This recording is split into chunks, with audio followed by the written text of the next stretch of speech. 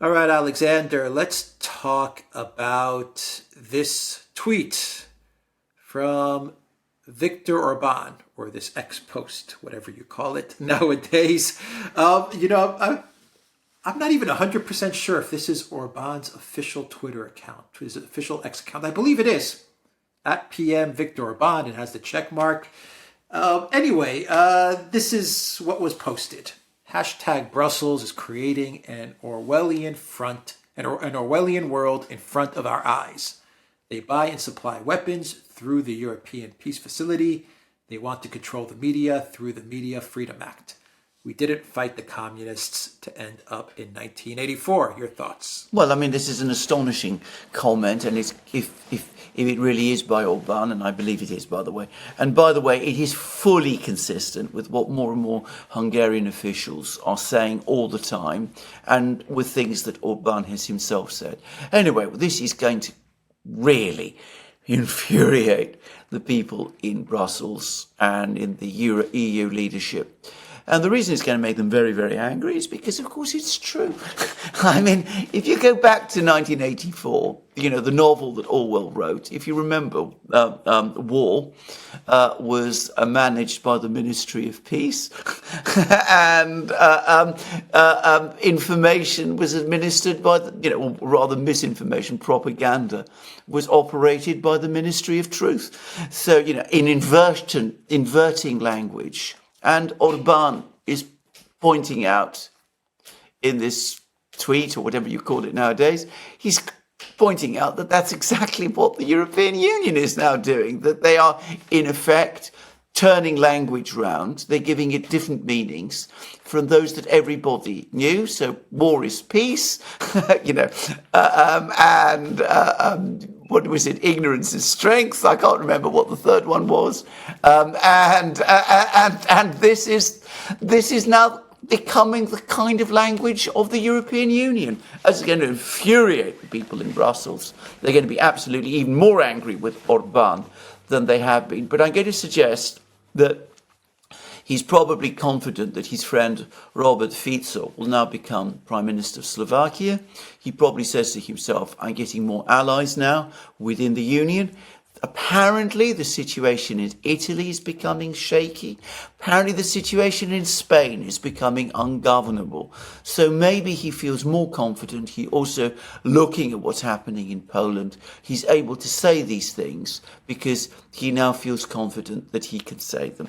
And we're now also getting further reports that there's more dissension at the heart of the EU project. It turns out, and what a surprise, that Macron and Scholz can't stand each other. Now, that's not quite how it's been described, but, there's a long piece in the Financial Times about how the chemistry between the two doesn't quite work. When you read things like that in the Financial Times, what that tells you is that Macron and Scholz don't get on at all. They really don't like each other. There's been suggestions, apparently, of putting them on a boat off Hamburg to try and sort out something between them. So Orban is becoming more confident, and he's able to say things as they are. Yeah. No one likes Macron. No one apparently likes Schultz. So obviously those two don't like each other either. But I think Orban is also confident because of this budget, this 50 billion budget row that is shaping up between the European Union and Hungary. Hungary is owed something like 21 or 22 billion in funds, in cohesion funds and other funds that the EU is withholding. Yes. And the EU is withholding this. This predates the special military operation. The EU has been withholding this money in order to make life difficult. Yes. For Hungary or for the Orban government, once again, to try and get some sort of regime change. This is their standard, MIA here. They always try to pull these stunts to get regime changes in countries that they don't approve of. And now you have Orban. He's in the driver's seat because the European Union is scrambling to get 50 billion to Ukraine over something like 4 or 5 years. They're scrambling to get this budget approved. And they need the approval of all 27 member states. And here's Hungary, now joined with Slovakia, most likely with Slovakia. And Hungary says, we're not gonna vote for this until we get our money back. And also, our bank OTP has to get removed from this war crimes list that Ukraine put it on as well. So, I mean, Orban has leverage now over the European Union, and most importantly, he's not on the euro currency. So he doesn't have to worry about financial engineering from Lagarde, as she did to Greece and Cyprus. Absolutely, and of course, it's exactly right. So he's now able to say things as they are, and he doesn't care.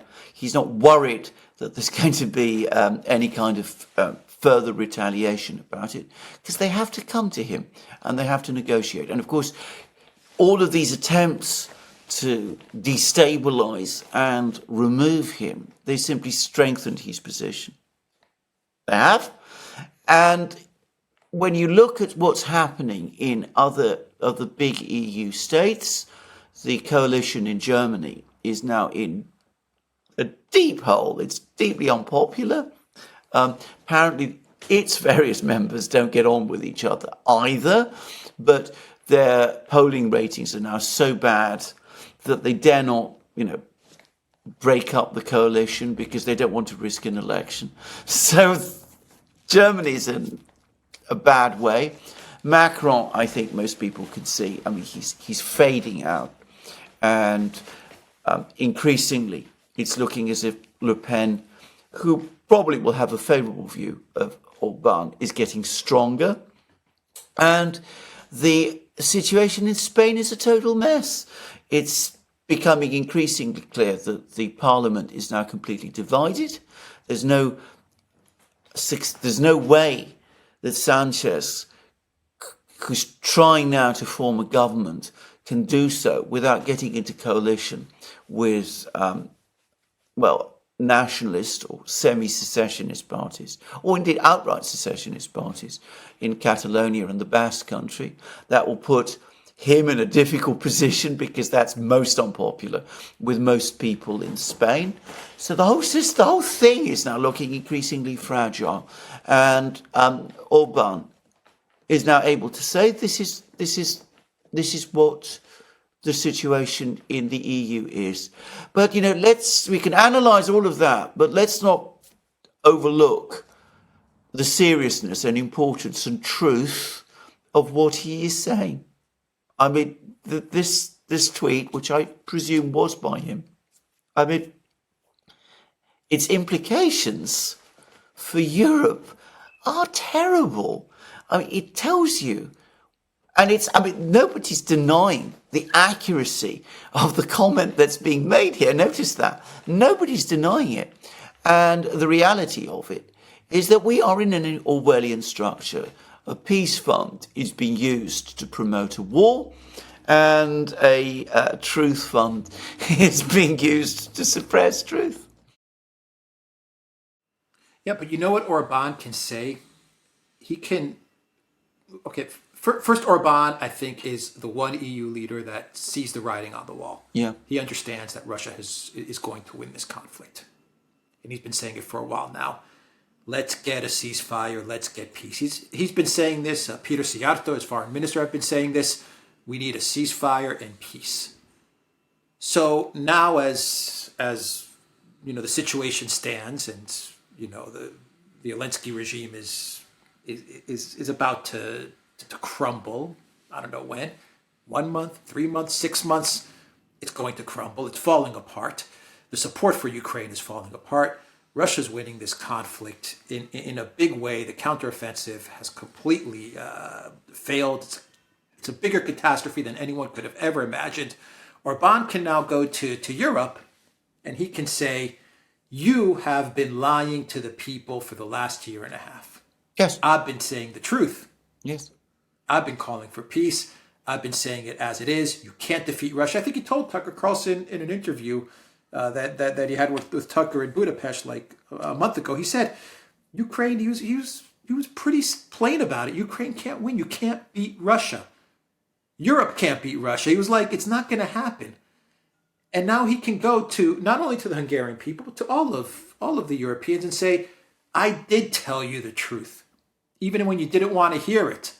But these guys, all they were doing was lying to you from day one. Yes, that's exactly right. He is in a position to say, I told you so. That won't make him popular with some people. That will make them even more angry. But of course, amongst the European public that is prepared to listen, and in some parts of Europe, people do listen to Orban. They listen to him in Austria, for example. Remember, Austria, Hungary, there are still those historic connections. They listen to him in Poland. They listen to him elsewhere in Eastern Europe. They listen to him to some extent in Germany as well. I mean, in the United States? In the United States, they listen to him a lot more. What he says will start to look like the wisdom that it always was. All right. Any other comments or thoughts? Yeah, I mean, video up. Macron and Schultz not getting along, or Orban. Well, again, saying, I told you so. Again, what you see though is that within the European Union, you have one real leader who is Orban. The only person who, what other European leader is capable of making an astute comment like that? Who doesn't talk in cliches? Who cuts through? Now, I say this, again, I'm assuming this is by Orban, but everybody seems to assume that it is, and I haven't seen any denials up to this point. So, is Schultz capable of saying things, capturing the reality in a few words like that? It's unsurprising that he is, one almost senses he's going to be before long the last man left standing, because everyone else in Europe is, well, they're not real politicians at all. Orban is. All right, the Duran.locals.com. We are on Rumble, ODYSEE, BitChute, Telegram, Rockfin, and X. And go to the Duran shop. 10% off, 20% off, 20% off. Use the code TheDuran20. Take care.